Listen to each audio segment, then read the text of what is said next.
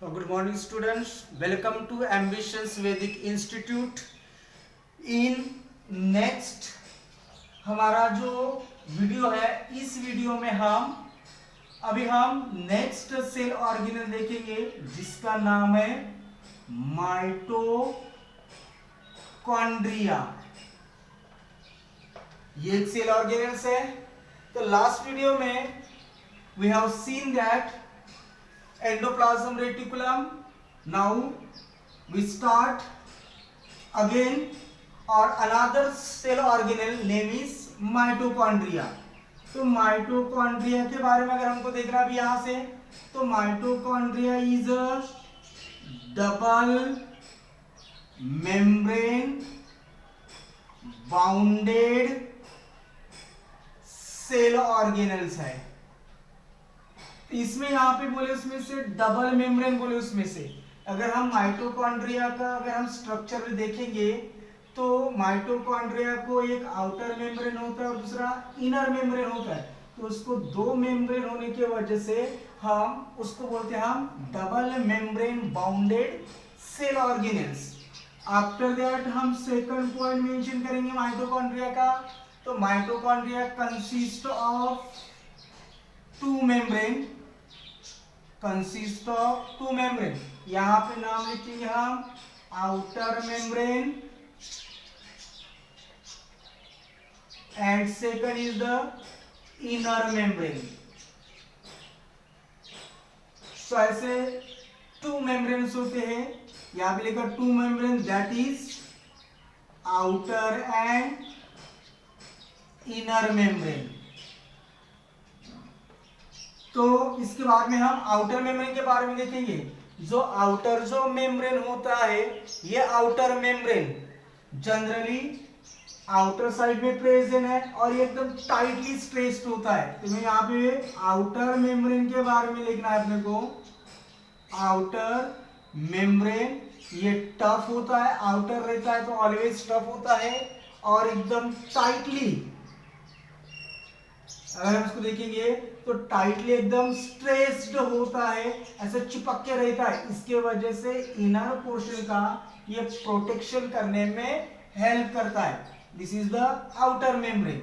Now हम inner membrane में देखेंगे तो इनर मेम्ब्रेन में अगर हम डायग्राम के तरफ अगर ऑब्जर्व करेंगे तो inner membrane is much folded, बहुत ज्यादा फोल्डेड है एंड फिंगर लाइक प्रोजेक्शंस, उसे बोलते हम क्रिस्टी, उसे बोलेंगे हम क्रिस्टी। यहां पे लिखा हूं इनर मेम्ब्रेन मच फोल्डेड और फिंगर लाइक प्रोजेक्शन दिखता है, फिंगर लाइक स्ट्रक्चर दिखता है, उसे बोलते हम क्रिस्टी। तो इस हम क्रिस्टी के अगर हम इंटरनल स्ट्रक्चर अगर निकालेंगे उसको थोड़ा सा सेपरेट निकालेंगे, माइक्रोस्कोप में ऑब्जर्व करेंगे, जो क्रिस्टी होती है, ये क्रिस्टी जो होती है वो cristae produce many stalk like structure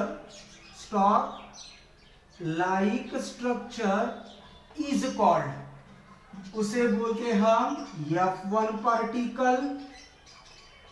देखो अगर हमने क्रिस्टी को अगर बाहर निकाला तो जो क्रिस्टी जो होती है ये क्रिस्टी प्रोड्यूस न्यूमरस ऐसे स्टॉक लाइक स्ट्रक्चर तैयार करता है। उस न्यूमरस स्टॉक लाइक स्ट्रक्चर को बोलते F1 पार्टिकल, नहीं तो और में लिखता हूं मैं उसको ऑक्सीजोम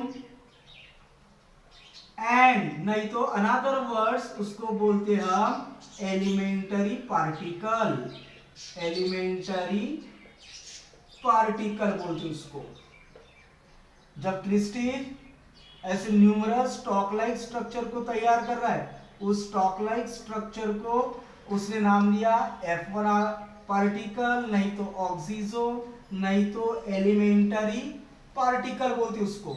तो अगर हम इस F1 पार्टिकल को और थोड़ा सा सेपरेट देखते हैं, उसको अलग अलग पोर्शन देखेंगे, तो ये F1 जो पार्टिकल होता है वो कंसिस्ट ऑफ थ्री पार्ट। एक राउंड और ओवल शेप स्ट्रक्चर होता है, इसको बोलते हैं हम हेड, और जो स्टॉक लाइक स्ट्रक्चर होता है फिलामेंट के समान स्ट्रक्चर होता है उसको बोलते हैं स्टॉक, और जो बेस रीजन में पार्ट होता है उसको बोलते हैं हम बेस रीजन। तो ऐसे क्रिस्टी का अलग सेपरेट भाग निकालने के बाद F1 पार्टिकल को अगर हम सेपरेटली देखेंगे तो इस प्रकार का स्ट्रक्चर दिखता है। आफ्टर दैट इस माइटोकॉन्ड्रिया के बारे में और देखना उसमें से, तो इस माइटोकॉन्ड्रिया में जो एटीपी, क्योंकि माइटोकॉन्ड्रिया को जनरली हम बोलते हैं power house of cell, power house of cell बोलते हैं, क्योंकि यहाँ पे एटीपी का सिंथेसाइज होता है, एटीपी का सिंथेसाइज होता है और एटीपी को हम करेंसी ऑफ एनर्जी बोलते हैं। तो जब इस माइटोकॉन्ड्रिया का जो मैट्रिक्स रीजन है, इस माइटोकॉन्ड्रिया के मैट्रिक्स रीजन में जब एटीपी का सिंथेसाइज होता है, यहाँ पे एटीपी का सिंथेसिस जब होता है तो उसके लिए चाहिए उसको इलेक्ट्रॉन ट्रांसफर सिस्टम, जो इलेक्ट्रॉन को ट्रांसफर करता है, ठीक है। ईटीएस साइकिल चाहिए उसमें से जो इलेक्ट्रॉन को ट्रांसपोर्ट करता है। जब तक कि इलेक्ट्रॉन ट्रांसपोर्ट नहीं होंगे तब तक की एनर्जी प्रोड्यूस नहीं होती है, ठीक है। एंड जो एंजाइम चाहिए उसको, ये सभी एंजाइम्स ऑक्सीजोम में प्रेजेंट होते हैं। किसमें प्रेजेंट होते हैं? इस ऑक्सीजोम में प्रेजेंट होते हैं। इसके वजह से माइटोकॉन्ड्रिया को हम पावर हाउस ऑफ सेल बोले। इसका रीजन वहां पे एटीपी का सिंथेसाइज होता है और एटीपी सिंथेसिस के लिए क्या चाहिए अपने को? वी रिक्वायर ईटीएस जो to carry the electron and enzyme की जरूरत होती है, सभी present in the oxysome. Hence it mitochondria is called the power house of cell बोलते हैं उसको। आफ्टर दैट इस माइटोकॉन्ड्रिया का अगर मैट्रिक्स में और भी देखेंगे तो उसमें माइटोकॉन्ड्रिया के मैट्रिक्स में कंटेन होता है एंजाइम। माइटोकॉन्ड्रिया के मैट्रिक्स में एंजाइम्स एंड कोएंजाइम प्रेजेंस होते हैं, एंजाइम्स एंड कोएंजाइम। ये एंजाइम और कोएंजाइम चाहिए क्रेब साइकिल के लिए। इस क्रेब साइकिल मींस साइंटिस्ट था सर हैंस क्रेब ने उस साइकिल को डिस्कवर किया जहां से उसने मेंशन किया था कि कार्बन डाइऑक्साइड ये रिलीज होता है स्टेप वाइज मैनर से, तो उसके बारे में उसने एक्सप्लेनेशन किया, तो उसको नाम दिया क्रेब साइकिल। तो ये क्रेब साइकिल भी के लिए एंजाइम और कोएंजाइम चाहिए, ये सभी माइटोकॉन्ड्रिया के मैट्रिक्स में होता है। इसका अर्थ हम बोलेंगे, मीनिंग बोलेंगे कि Kreb cycles occur in mitochondria, जिस क्रेब साइकिल में मेंशन किया गया है कि carbon dioxide release in a step wise manner. Then अगर इस माइटोकॉन्ड्रिया का अनदर स्ट्रक्चर देखेंगे तो उसमें 70s टाइप का राइबोसोम होता है। हमने प्रोकैरियोटिक सेल में राइबोसोम के बारे में हमने मेंशन कर चुके हैं कि प्रोकैरियोटिक में 70s टाइप का राइबोसोम होता है। We already mention in prokaryotic cell. तो इस माइटोकॉन्ड्रिया में also contain 70s type of ribosome and इसमें सिंगल देन सर्कुलर, सिंगल भी होता है सर्कुलर भी होता है, ऐसा डबल स्ट्रैंडेड डीएनए प्रेजेंस होता है इस माइटोकॉन्ड्रिया में।